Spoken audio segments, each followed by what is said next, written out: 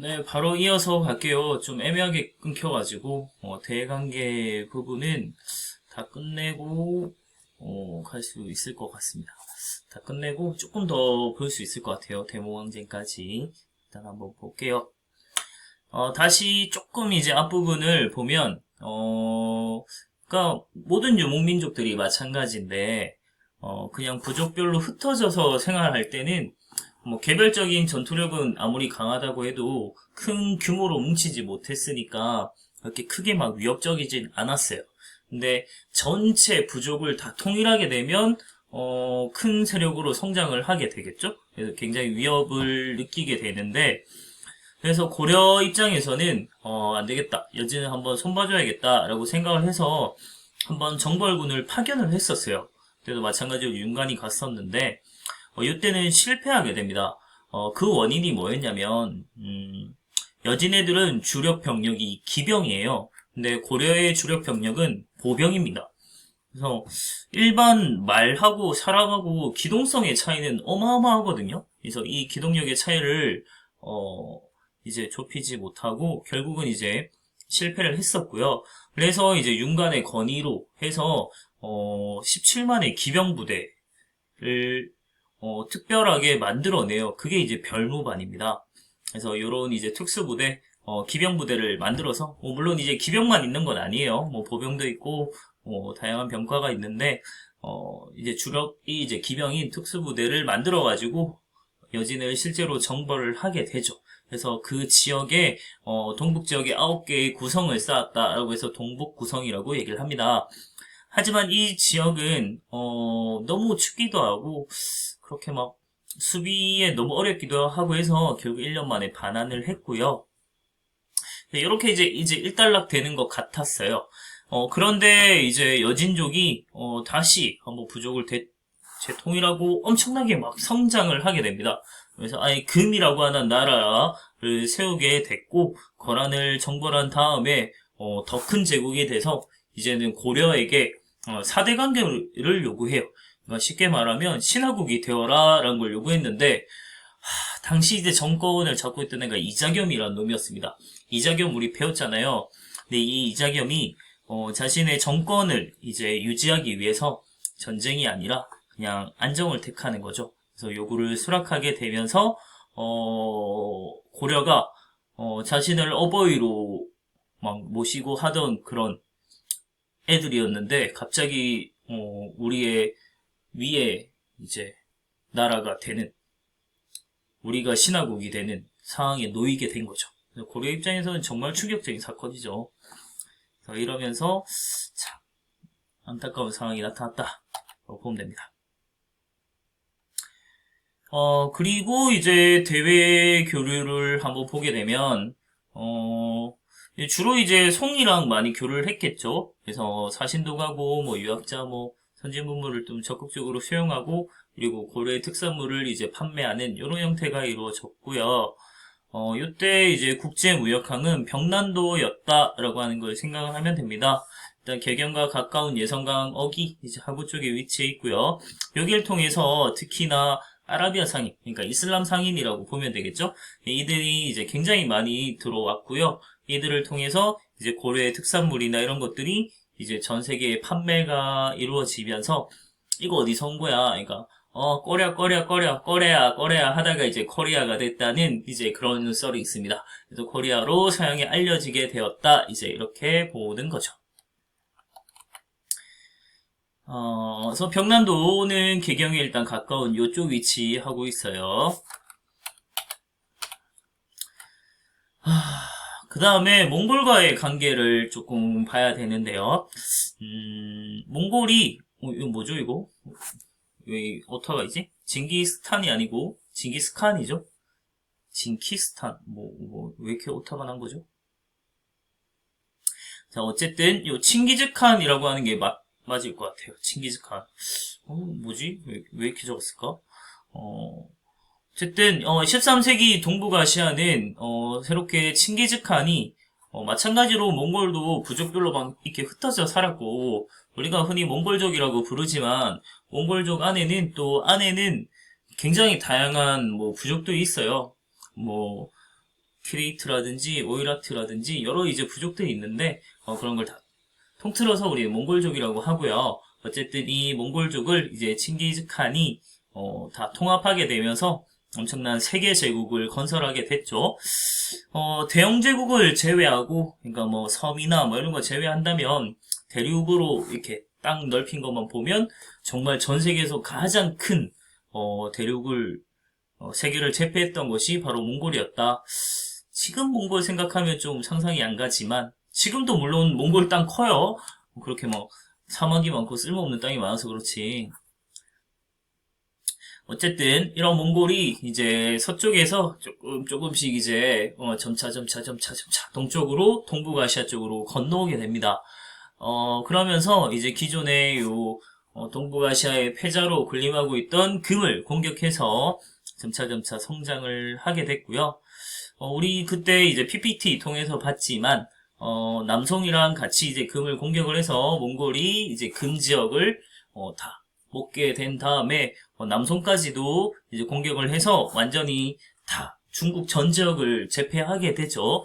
그러면서 원이라고 하는 나라를 세우게 됐고요. 이런 상황에서 일단 고려랑 처음 이제 몽골이 접촉하게 됐던 것은 강동성 전투라고 얘기를 합니다. 요때 이제 거란 애들이 이제 요쪽에 몽골한테 쫓겨가지고 계속 이제 이동을 하고 있다가 고려의 국경을 넘게 되거든요. 그래서 요걸 이제 몽골 애들이 쫓아서 오다가 같이 이제 이 거란 애들 물리쳐주겠다 이러면서 이제 고려랑 같이 연합을 해서 처음 이제 전투를 치르게 되거든요. 이러면서 이제 몽골과 처음 이제 첫 만남을 아주 짜릿하게 가지게 되고요. 그래서 공식적으로 이때부터 외교 관계를 수립하게 됩니다. 몽골 애들 요거 파르티안 샷이라고 하죠. 강화도. 자, 그런데 이제 그 이후에 몽골 애들이 사신을 보내와요. 근데 이 강동성 전투에서 사실은 우리가 도와달라는 말을 안 했거든요. 근데 지들이 그냥 알아서 도와줘 놓고 갑자기 우리가 너희 살려줬잖아, 도와줬잖아 라면서 굉장히 무리한 곡물 요구를 해왔고요. 당시 몽골 사신이 굉장히 오만방자했대요. 그러니까 고려 왕을 자신보다 아래로 막 이렇게 굉장히 깔보는 듯한 이런 태도와 너무나도 태도가 마음에 안 들었는데 그래서 그런지 모르겠지만 몽골 사신이 이제 돌아가던 길에 고려 국경 부근에서 피살을 당합니다. 그러니까 이 저고요라는 애거든요. 이름도 하필 저고요야. 그래서 얘가 이제 피살을 당하는데 그게 사실은 고려는 자기들이 아니라고 해요. 그러니까 고려는 뭐 당연히 해놓고도 아니라고 할 수도 있겠지만 제 생각에도 고려가 아닐 가능성이 있지 않나 이런 생각이 듭니다. 몽골이 이제 자기가 스스로 주작을 했을 수도 있고요. 진입할 구실을 만들기 위해서. 아니면 이제 뭐 한편으로는 거란이나 아니면 다른 여진이나 이런 애들이 고려의 이제 병사처럼 위장을 해가지고 사신을 죽였다. 뭐 이런 얘기도 있습니다. 서로 이간질시키기 위해서.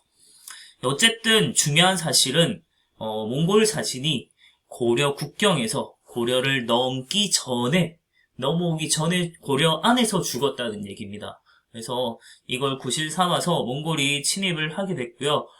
요때부터 개경 한도 할 때까지 거의 40여 년에 까지 엄청나게 긴 이제 항전에 들어가게 됩니다.